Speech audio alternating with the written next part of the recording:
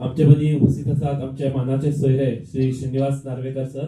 हांव तांच्या लागीं मागता तांणी बी ह्या खिणा विष्णू बाबाची एक कविता सादर करची.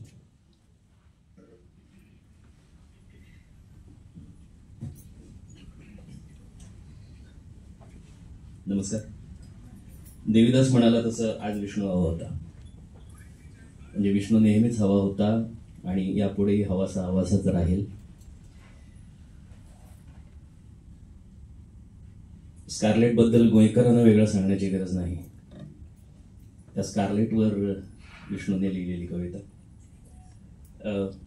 फार मोठी आहे. ती त्याच्यातला देवीदास म्हणाला आपण गोव्याचा रेफरन्स घेऊन आपण त्याच्यातला भाग तेवढा थोडासा भाग सादर करूया. मी अधिक काही बोलत नाही. प्रिय स्कारलेट, स्कारलेट, आज तू असतीस तर यंदाच्या 17 जूनला 16 वर्षांची झाली असतीस. कदाचित तुझ्या आई बहिणींसोबत तुझा 16वा बर्थडे तू गोव्यातच साजरा केला असतास. पण तुला घाई झाली आणि तू निघून गेलीस दूर अज्ञाताच्या कुठल्या तरी प्रदेशात.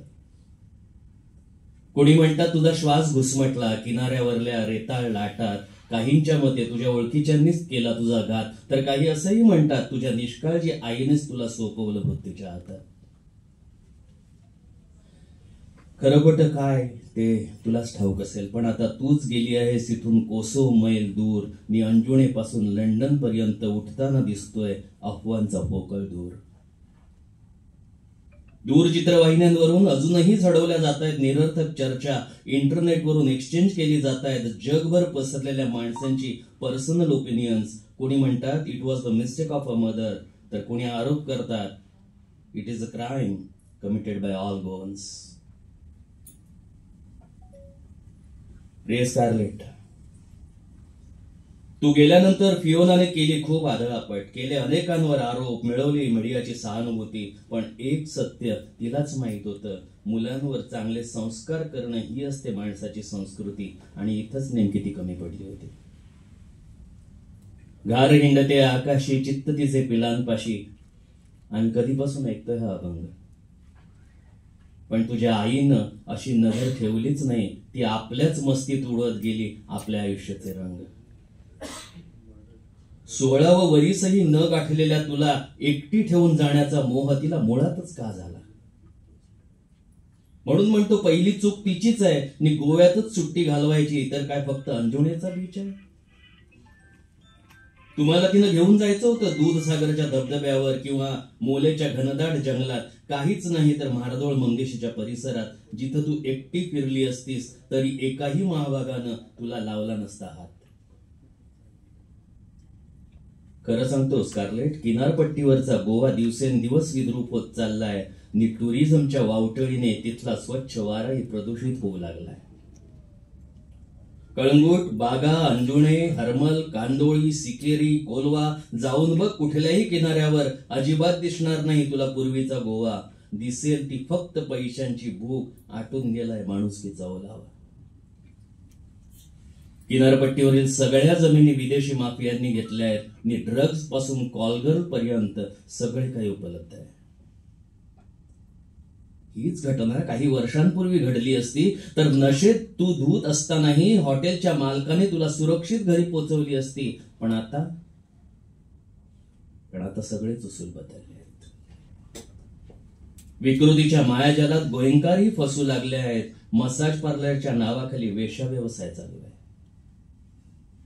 त्या भागात भटकायला गेलो तर तिथे भारत दिसतच नाही. गोंधळ, गजबजाट, गोऱ्या कातडीचा. बिचारा इंडियनना तिथे कोणीच विचारत नाही.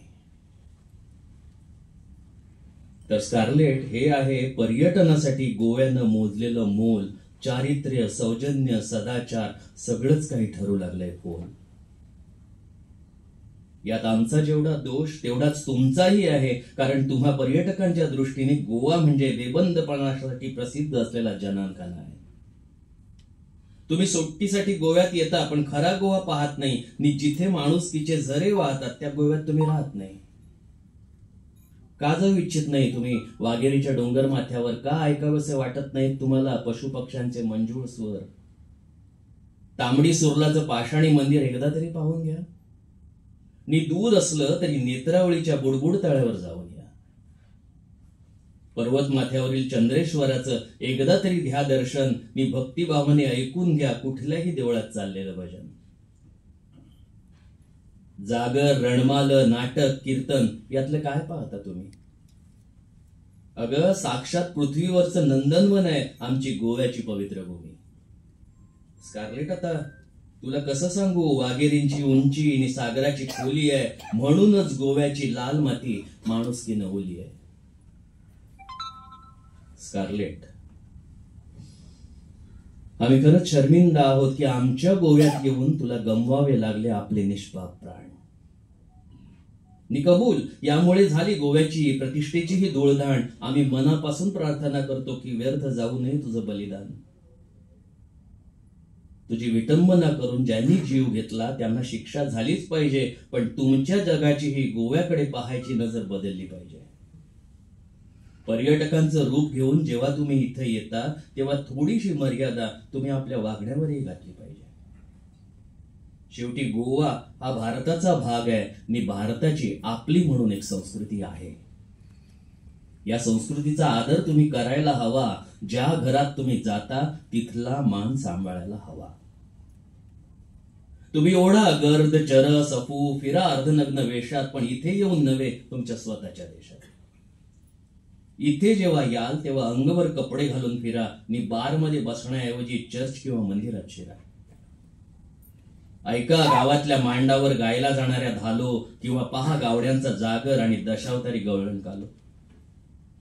आमच्याकडे वर्षानुवर्ष जपलेला संस्कृतीचा ठेवा आहे. स्कारलेट, गावागावात फिरल्यानंतर तुला कळेल की हाच खरा गोवा आहे. म्हणून स्कारलेट, त्या सर्व शक्तिमान परमेश्वराकडे मी मनापासून प्रार्थना करतो की हे देवा, तुला पुढचा जन्म त्याने गोव्यातच द्यावा. या मातीचं संपूर्ण सत्व तुझ्या रक्तात रुजावं आणि संस्कृतीचं सार उकड्या तांदळाच्या पेजेसारखं तुझ्या काळजात शिजावं. तुझ्या ओठांवर फुलून याव्या धालांच्या ओव्याने फुगड्यांची गाणी आणि तुझ्या प्रत्येक शब्दाला लगडून जावी रातराणी. ओवळांचा सुगंधी वळेसर तुझ्या वेणीत फुलावा आणि जायांच्या वासानं जड झालेला वारा तुझ्या चोपाळ्यावर चुलावा. पिझ्झा, बर्गर, पोर्क, बीफ ऐवजी तुला फक्त शीतकडी मिळावी आणि कधीतरी सुक्या बांगड्यासोबत तू पेजेची उंडी मिळावी. 15व्या वर्षीच खुटलेल्या आयुष्यात तुला कधीच पाहता आला नाही जो गोवा, तो पाहण्यासाठी नवे अनुभवण्यासाठी तरी स्कारलेट, त्या देवाने तुला इथेच जन्म द्यावा. आमेन.